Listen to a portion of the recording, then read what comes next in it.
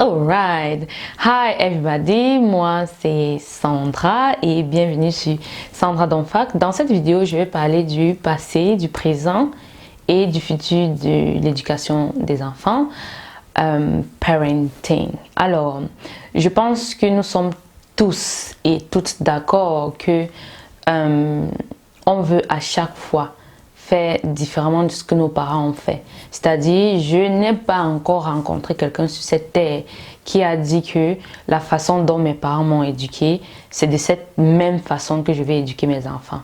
Et dans ça, il y a des degrés. Il y a des personnes qui disent que oh, mes parents ont fait telle chose bien, mais il y a telle chose qu'ils n'ont pas fait bien. Alors, lorsque je vais avoir mes enfants, je vais changer cette chose-là.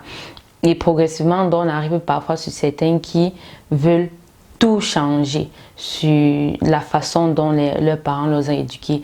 Donc pour eux vraiment c'est un peu comme faire 180 degrés. Ils se disent bon, moi vraiment la façon que mes parents m'ont éduqué, je ne suis pas d'accord, je trouve que j'ai des lacunes, je n'avance pas dans ma vie, j'ai des problèmes, des traumatismes, alors moi je veux faire différemment pour mes enfants. Alors si on est tous d'accord là-dessus, pourquoi est-ce que on ne fait vraiment rien fondamentalement pour changer ça? Dans le sens où nous sommes le produit de nos parents. Et si on ne veut pas fondamentalement changer ce qu'on est, c'est-à-dire notre programme qui a été intégré en nous par nos parents et tout ce qui était autour de nous à ce moment-là, alors comment est-ce que ce sera possible de pouvoir éduquer son enfant différemment? C'est un peu comme si on t'a appris une certaine façon de faire quelque chose. Tu n'es pas allé apprendre une autre façon différente et tu dis chaque jour, oh, je vais aller apprendre aux autres de manière différente. Comment est-ce que tu vas faire ça? Si la seule façon dont tu connais, c'est la façon que cette personne t'a enseigné et que tu trouves que la façon n'est pas juste.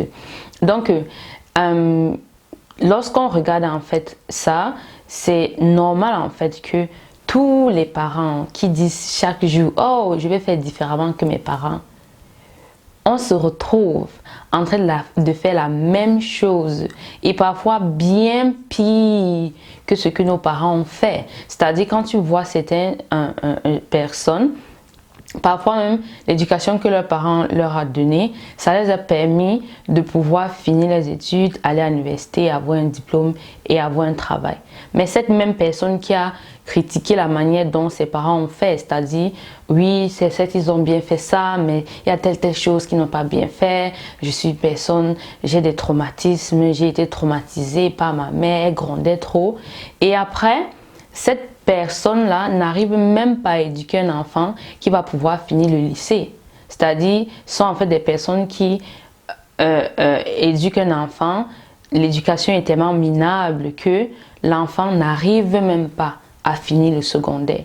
Alors que toi, tes parents t'ont au moins éduqué jusqu'à ce que tu as pu finir le secondaire et aller à l'université, finir avoir un bon emploi. Et toi, l'enfant que tu es en train d'éduquer, tu sais au fond de toi qu'il ne pourra même pas faire le secondaire. Parce qu'il est bête. Il ne sait même pas lire ce que toi, lorsque tu avais 5 ans, ce que tu étais capable de lire, d'écrire.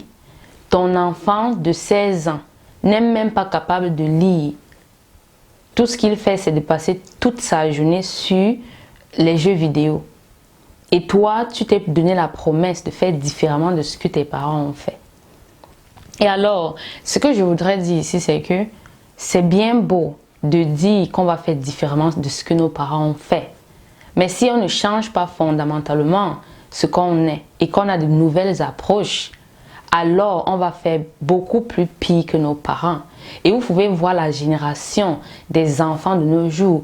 Observez vraiment les enfants entre 0 à... Bon, pour 0 à 1, quand un enfant vient de naître, on ne peut pas dire grand-chose. Hein. Regardez les enfants à partir de 2 ans jusqu'à 16 ans aujourd'hui. Regardez ce qu'ils sont, ce qu'ils deviennent. Voilà en fait leur journée. On se réveille, directement on demande la tablette. Il y a beaucoup d'enfants comme ça. À leur réveil, la première chose qu'ils disent, je veux la tablette. Je veux voir pas de patrouille. Voilà ce que vos enfants savent faire. Et est-ce que vous savez que tous ces dessins animés en fait sont en fait des publicités marketing. Ces entreprises-là sont exceptionnelles. Ils savent ce qu'ils font. Ils sont en train de programmer vos enfants à devenir des consommateurs. C'est pour ça que l'enfant, si je pars dans une maison et que je vois les jouets de l'enfant, je saurai en fait ce que l'enfant est. C'est-à-dire, si tu entres dans une maison, tu vois tous les jouets, c'est Pat' Patrouille, tu sais que ça, c'est un enfant qui regarde Pat' Patrouille. Et ça vous étonne à quel point un enfant, lorsqu'il arrive au supermarché, tant que tu ne lui achètes pas tel jouet, de tel dessin animé, il va te créer une scène au supermarché.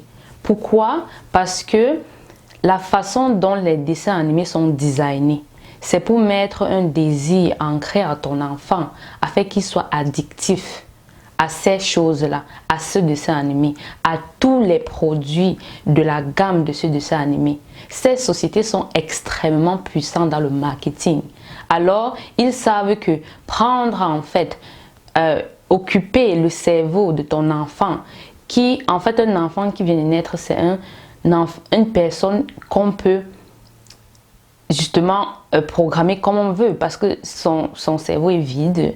Et là, lorsque vous mettez un enfant sur la tablette toute la journée et devant ces dessins animés qui sont faits par des gens qui, tout ce qu'ils veulent, c'est des clients fidèles à vie. Parce qu'on vit dans une société où c'est le capitalisme qui règne. Alors, dès que tu programmes un enfant à vie, jusqu'à sa mort, il sera toujours attiré par ces choses-là. Il achètera, que ce soit le seau de telle marque, le lit, le drap.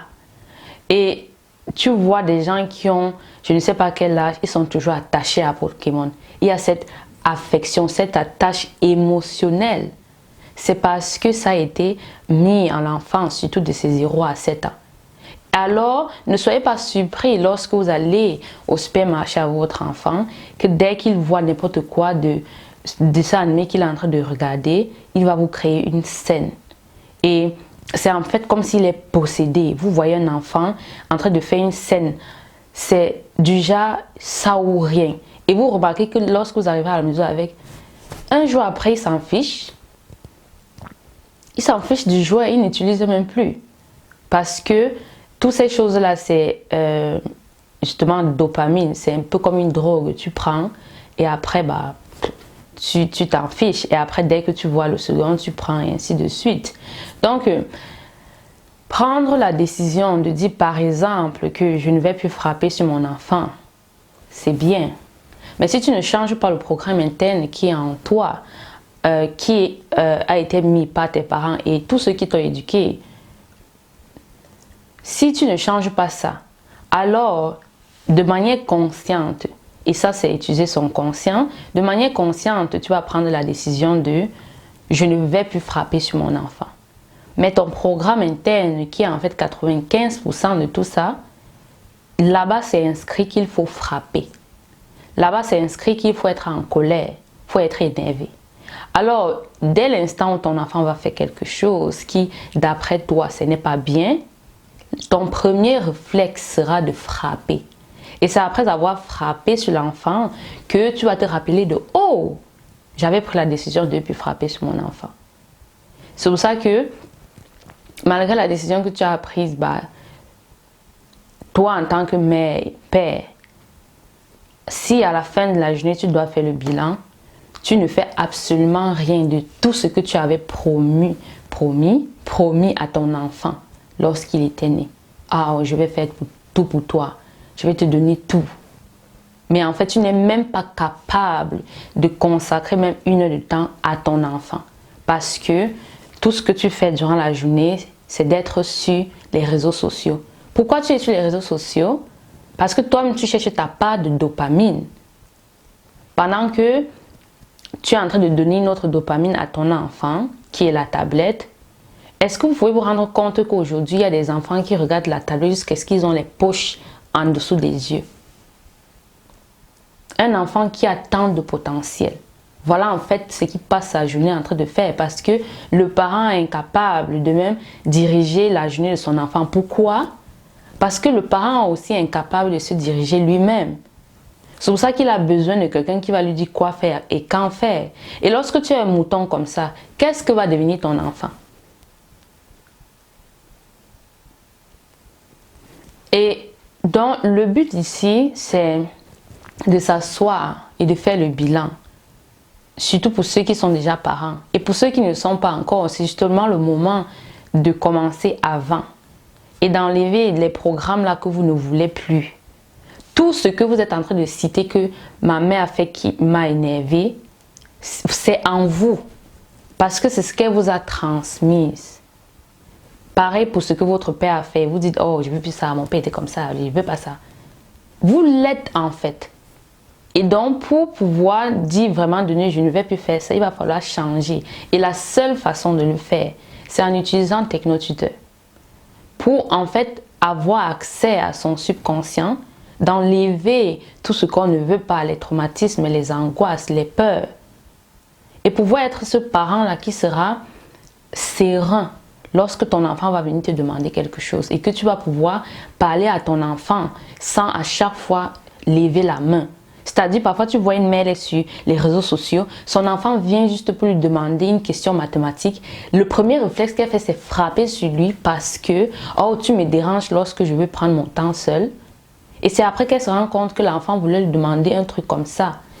Et tout à coup, on commence à dire « Oh, je suis désolée, mon bébé. » Mais franchement, si je prends ce papier, je l'appuie comme ça, je le froisse. Après, je dis « Oh !» excuse papier et que je vais ouvrir le papier. Même si je passe ce papier au fer à repasser, il y aura toujours des traits. Alors à chaque fois que vous êtes en train de frapper sur vos enfants, les punir, crier sur eux, vous êtes en train de créer des séquelles en vos enfants. Des enfants qui auront peur de vous. Des enfants qui seront toujours dans la panique, la peur. Tu vois un enfant, quand le parent avance, l'enfant fait déjà comme ça. Et vous, ça vous fait plaisir. Que oui, j'aime quand mon enfant a peur de moi. Si ton enfant a peur de toi, à qui est-ce qu'il va faire confiance dans cette terre? Ou c'est sur cette terre, je ne sais pas. À qui? Donc, c'est une chose, et je sais que je vais faire une vidéo surtout pour les gens qui n'ont pas encore d'enfants, sur les choses à faire avant de devenir parent. Et même si tu es déjà parent, bah, tu peux déjà aussi, tu peux déjà aussi faire ça. Tu dois prendre ça au sérieux et prendre la responsabilité d'être un parent pour ton enfant. Parce qu'être parent, c'est celui-là qui guide son enfant sur cette terre, qui va éduquer son enfant. Imagine, il y a des parents ici qui ne savent même pas résoudre une équation en une inconnue. Alors, comment est-ce que tu vas pouvoir aider ton enfant lorsqu'il va venir te dire « Oh, il y a tel devoir, tel exercice ». Alors, il est temps pour toi de, premièrement, travailler sur tes traumatismes. Ensuite, t'éduquer. Parce que lorsque tu vas t'éduquer, quelle que soit la question que ton enfant va te poser, tu ne seras plus à mode « Oh, laisse-moi tranquille ». Beaucoup de parents font ça à leurs enfants.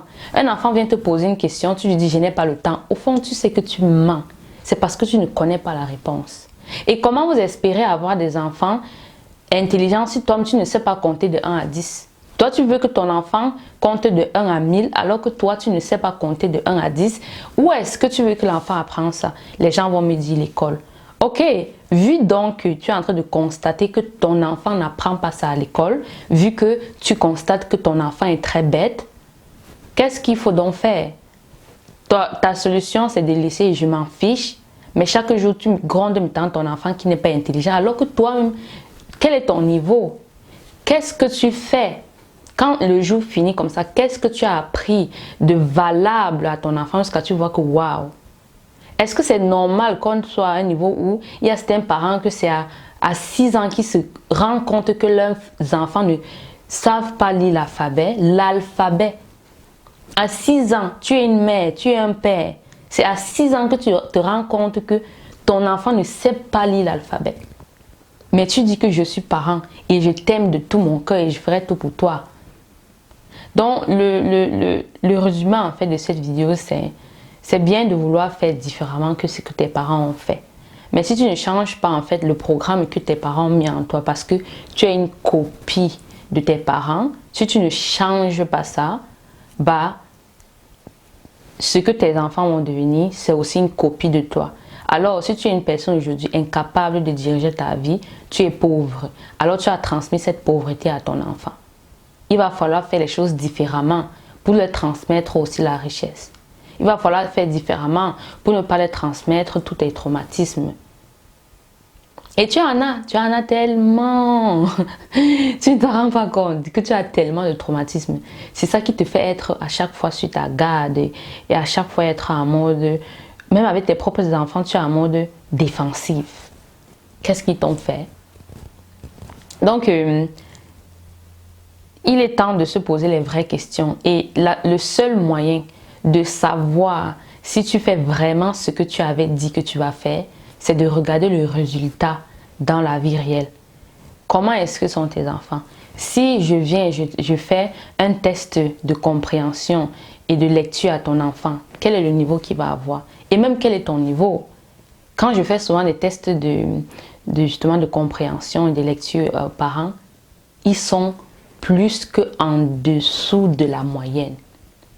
C'est-à-dire, parfois pour un parent, pour l'âge qu'ils ont, ils devraient être à 600. Ça, je ne sais pas vous dire exactement ce que c'est. Je dis que c'est un peu comme si c'est une note. Ils devaient être à 600, mais ils sont à 150. Ça, c'est le niveau qu'un enfant de, je crois, 8 ans. Oh, mon livre est là-bas. Je ne vais pas vous montrer ça. C'est dans le proof book, c'est là. Et donc, avoir ce niveau et espérer pouvoir éduquer un enfant qui aura le niveau supérieur, c'est comme vouloir un champ de maïs, mais quand on te dit que c'est la saison de cultiver et de s'aimer, toi tu dis à la personne, mais moi j'ai pas envie. Non. Et après, quand les gens sont en train de récolter, ton champ est plein d'herbes. Toi tu es en mode je suis surpris. Ça en fait c'est être très stupide. Parce que au moins une personne qui se dit, bon pas au moins, une personne qui se dit, j'ai un champ mais je ne veux pas cultiver, bah, il ne s'étonne pas. C'est-à-dire, s'il s'étonne justement, c'est ça qui fait que tu es stupide. Tu ne devrais pas étonner que l'autre est en train de récolter et toi pas. Donc, si tu es un parent et tu as l'instabilité émotionnelle, tu es colérique, tout ce que tu fais c'est crier sur tes enfants. Et après tu pars, tu te caches, tu pleures. Tu vas te cacher, tu vas pleurer, non? Mais le lendemain, tu vas faire la même chose. Si tu es un parent qui frappe sur ses enfants, tape sur ses enfants jusqu'après, tu te sens sale, tu te sens comme de la merde, tu regrettes ton action, mais malgré tout, tu passes le temps à refaire la même chose. Alors, il est temps de changer ton programme parce que c'est ça en fait qui fait que tu vas tout faire la même chose, même si tu veux au fond de toi changer. Si tu es ce genre de parent et que tu veux changer, il est temps pour toi de rejoindre la famille technotuteur. Il est temps pour toi de rejoindre ces parents qui ont compris que frapper sur un enfant, à chaque fois que tu frappes sur un enfant, tu es en train de l'assimiler à un esclave. À chaque fois que tu frappes sur ton enfant, je dis chaque frappe. Donc, lorsque tu fouettes ton enfant, tu lui donnes 20 coups. À chaque coup que tu donnes à ton enfant, tu es en train de faire de cet enfant un esclave à vie. Alors, il est temps de changer cela. Et pour changer ça, tu dois changer les programmes qui ont été mis en toi. Et pour changer ça, tu as technotuteur. Tu auras beau aller faire la méditation, mais le lendemain, tu vas frapper sur tes enfants. Tu auras beau aller faire energy healing, etc.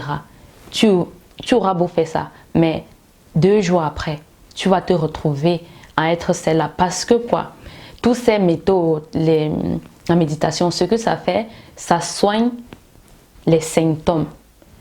Le fait d'être en colère, c'est un symptôme d'un traumatisme. Le fait de frapper sur un enfant, c'est le symptôme parce qu'il y a cette énergie-là. Lorsque l'enfant fait quelque chose, tu es en mode ah! Ça t'a fait peur? Imagine un enfant de 2 ans, de 7 ans, de 8 ans, sur lequel tu frappes tous les jours et tu cries. Tu viens, tu mets cette colère. C'est-à-dire, il y a certains parents qui ont cette colère que lorsqu'il vient pour arrêter l'enfant de loin, il est déjà... Donc, il est en mode, il est déjà mort même en fait. Ce que l'enfant là souhaite à ce moment, c'est de mourir. Posez-vous les questions de pourquoi les enfants ne font que se suicider. Allez regarder le taux de suicide des enfants. Vous allez vous parler de les maladies, les virus, de quoi. Il y a les enfants qui se suicident. Alors, chaque moment où cette colère en toi, elle fait surface, cette énergie que tu ressens en toi et qui fait en sorte que tu pars en mode voir, tu frappes sur l'enfant. C'est en fait un symptôme d'un traumatisme que tu as à l'intérieur. Alors, allez faire la méditation, ça va faire que tu n'auras plus cette énergie-là. Et tu vas te dire, oh, c'est fini.